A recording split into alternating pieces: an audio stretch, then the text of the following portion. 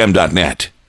Around the League is brought to you by Big B Coffee, the official coffee of the Detroit Tigers. As the playoffs roll on, we'll check in with the Dodgers and Padres. They played last night. A 6-run second inning from San Diego would prove to be the difference in this one. The inning was capped by this swing from Fernando Tatis Jr. Up down. On an 0-2 pitch, a missile. Fernando Tatis Jr. Electric. Two-run homer, Fernando Tatis Jr. And it is a 6-run second inning. And this guy is extremely hot. The Padres held on to take Game 3 with a final score of 6-5 over the Dodgers. Mookie Betts had a notable game, going 2 for 4 for LA with a homer. That win gives San Diego the 2-1 series edge, with Game 4 being played tonight in San Diego. Around the League is brought to you by Big B Coffee, the official coffee of the Detroit Tigers.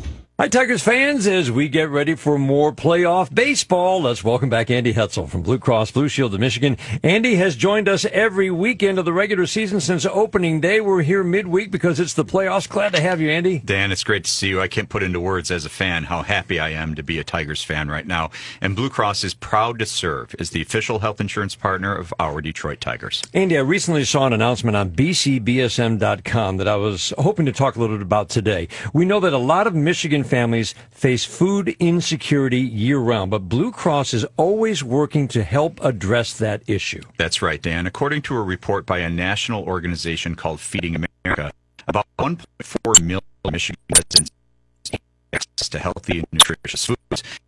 The impact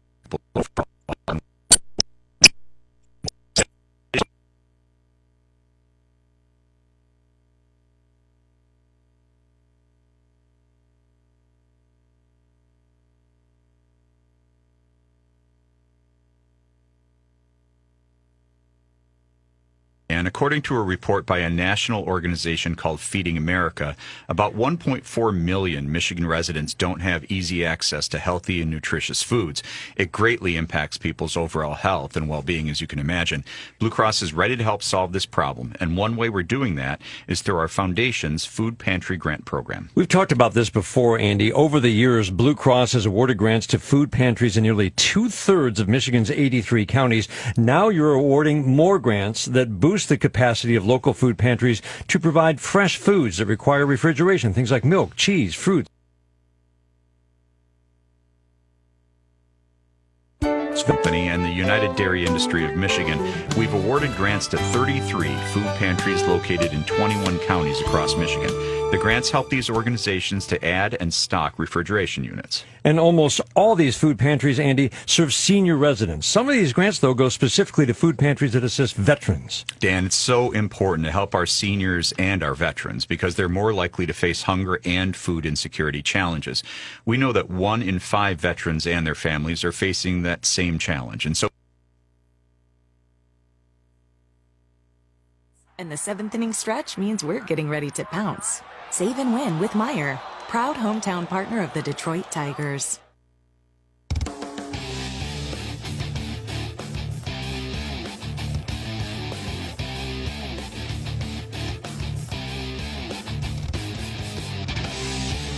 Now, back to the Metro Detroit Buick GMC dealers broadcast booth at Comerica Park. From the field, brought to you by Meijer, the official grocery retailer of the Detroit Tigers radio network. Daniela Bruce joined today by Tigers pitcher Bo Brisky. Bo, let's go back to Monday. You get the 9th inning after Kerry Carpenter comes up and hits a 3-run homer to give you guys the lead. First, let's get the reaction of the bullpen after that ball goes over the fences.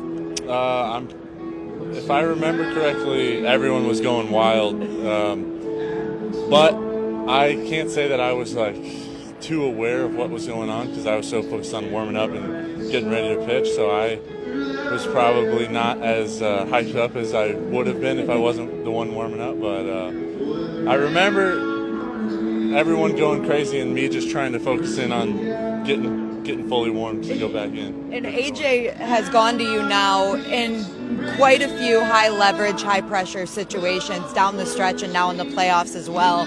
How have you kind of embraced that being your role? I don't know. I just feel like that if he's calling my name, then he trusts me to go out there and do the job, and I think that gives you confidence. As a guy that's that he's calling to bring into any situation that you're coming into. So I really just try to simplify it and not make it more than what it is. Just go out there, try to make my pitches and get my outs, and then see if he shakes my hand or if I'm going to go back out there and try to get more. It feels like you have really unlocked a new level to your stuff as of late as a pitcher. I'm just wondering, what differences do you see this year, or actually just through this stretch, in comparison to what we saw before? I feel like it's just I feel like I started the season off really well. I was executing everything. I had a good arsenal, and then I kind of hit a little bit of a wall in the middle of the season where I was not executing at the level that I should have been. And then towards the end of the season, it was more of just a mentality that changed of like, go and be the aggressor. Don't care about where it's going. Don't try to be too perfect, and trust your stuff, and just try to, like, honestly be on attack mode at all times. And I feel like that has kind of helped me unlock a little bit different level of my stuff.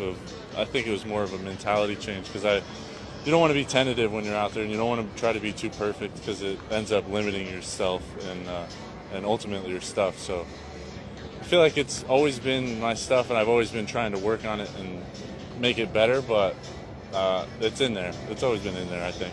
The lack of postseason experience of this team has been a story since you guys clinched, really being one of the youngest teams in baseball, and now you have a little bit of that experience as you guys come back home for games 3 and 4 against the Guardians. What have you learned so far about the style of baseball that's played in the playoffs, or maybe something that you didn't expect? Just from my perspective, I feel like the level of focus on each pitch is amplified even more. I mean, when you get to the big leagues, you realize how locked in guys are compared to all the other levels you played at. Every pitch matters more. But then when you get into the playoffs, I would say it's even more amplified. And you're seeing guys have crazy at-bats. They're taking pitches that are so close. They're fouling off pitches that are great pitches. And then pitchers are executing at high levels as well. It's just a clean, fun game to watch. And I mean, I've watched the other games too, and I mean, it's just no lead is safe, and that, I mean, I feel like any team has a chance as long as they have the big swing or they make the big pitch. And so really, I think it's fun. It's a lot of fun. You guys have experienced some big and loud crowds so far this postseason, but now it gets to be yours, Yeah. The first home game at Comerica Park in 10 years. What are you expecting? I think that this place is going to be on fire. I think it's going to be awesome. Probably the most fun crowd that we've ever played in front of. And we're all excited for it, and we're ready. We want to hear what it's like to be in Detroit in the playoffs. Bo, thank you so much. Yeah. Appreciate your time. Thank you. Detroit Tigers Baseball, brought to you by Blue Cross Blue Shield of Michigan, committed to providing members access to care they need whenever and wherever they need it. Now let's pause 10 seconds for station identification on the Detroit Tigers Radio Network. News, talk, and sports. On air, online, and on your phone. 1380 WPHM Port Huron.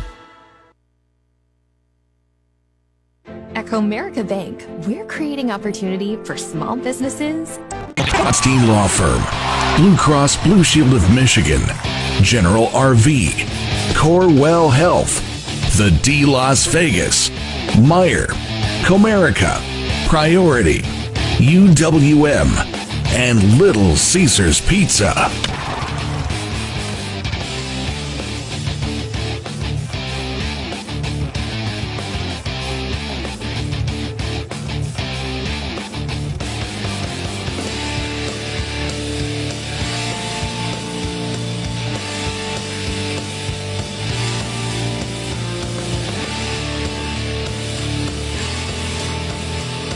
It's time to play ball with the call of the game from the Metro Detroit Buick GMC dealers broadcast booth at Comerica Park. Here are the voices of Tigers baseball, Dan Dickerson and Andy Dirks.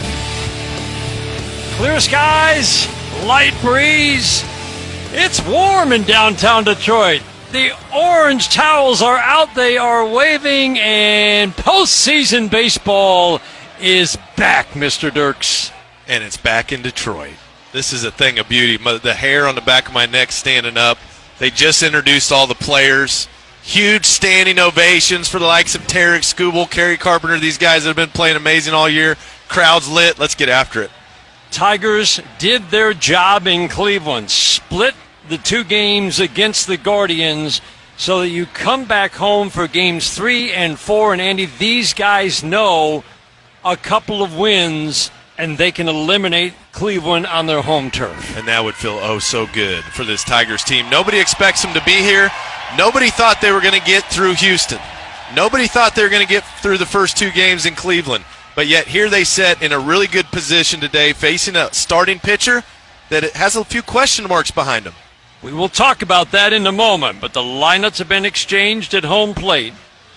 We're a few minutes away from the Tigers taking the field. With the luxury of time, let's take a look at today's starting lineups with Daniela. Starting lineups are brought to you by Comerica. Only one bank has been committed to Michigan since 1849, and that's Comerica. We'll start with the visiting Cleveland Guardians today, leading things off the left fielder, Stephen Kwan. Batting second, the designated hitter, Kyle Manzardo. Batting third, the third baseman, Jose Ramirez. Batting fourth and playing first, Josh Naylor. Batting fifth and out in center field, Lane Thomas. Batting sixth, the second baseman, Andres Jimenez. Batting seventh and playing in right field today, Will Brennan. Batting eighth, the catcher, Bo Naylor. And batting ninth, the shortstop, Brian Rocchio. And for your Tigers, as they bring postseason baseball back to Comerica Park for the first time in 10 years, leading things off, center fielder, Parker Meadows. Batting second, the designated hitter, Kerry Carpenter. Batting third, the third baseman, Matt Vierling. Batting fourth and playing in left, Riley Green. Batting fifth and in right is Wenzel Perez. Batting sixth, the second baseman, Colt Keith. Batting seventh and playing first, Spencer Torkelson. Batting eighth, the shortstop, Trey Sweeney. And batting ninth, today's catcher, Jake Rogers. Thanks, Daniela. Pitching matchup is brought to you by your local Toyota dealers. Visit buyatoyota.com. Toyota, let's go places. Again, it's going to be Cater Montero on the mound for the Tigers. Alex Cobb making just his 4th start of the year, and what a year it has been for him. He gets the start for the Cleveland Guardians. They added 2 pitchers mid-season with health issues who have both contributed. Alex Cobb has had continued health issues in only 16 innings of work for Cleveland so far. Keys to the game brought to you by Sarah Chevrolet. Well, let's talk about the keys, Andy, for the Tigers against Alex Cobb. Guy uses a splitter, a sinker, ton of ground balls. Always has, at least in recent years. Tough to get the ball off the ground, but we've talked about it every game. It's so important to be able to score runs off the Cleveland starters in this series. Yeah, I don't think it's going to be an issue as far as, worrying about striking out quite as much against him. He's more of a pitch-to-contact guy, but the issue is, can they get the ball up in the air? Got a nice little wind, little breeze blowing out to that left center field wall, which could play a factor into this game. We also know some shadows might be coming. Lay off the split finger down, get the ball up, get underneath it, and they'll be just fine. 3 o'clock start means the shadows will probably come into play later in the game. In Cleveland, those shadows were early. Cater Montero takes the field, touches the dirt as he leans down, as he crosses the third base line before he walks out to the mound. And a kind of a surprise choice today, although really, is anything a surprise with how the Tigers are using their pitching right now? But it's so neat that the way the Tigers have handled Cater Montero off the active roster during the wild card, because they wanted him to fine-tune some things, not the least of which refining his delivery, making sure that energy is good coming down the hill, and refining his secondary pitches. As AJ said, he can't be a 2-pitch guy. He did that, showed it in Game 1 in the 7-0 loss to Cleveland, earning the start today. Yeah, and it's getting down the hill and executing that slider, executing the changeup, executing the knuckle curve. Those are going to be important. He needs to establish his heater. He's never been afraid to throw it, but he's facing a lineup chock full of lefties. And when there's a lot of lefties, these guys can hit for contact. He's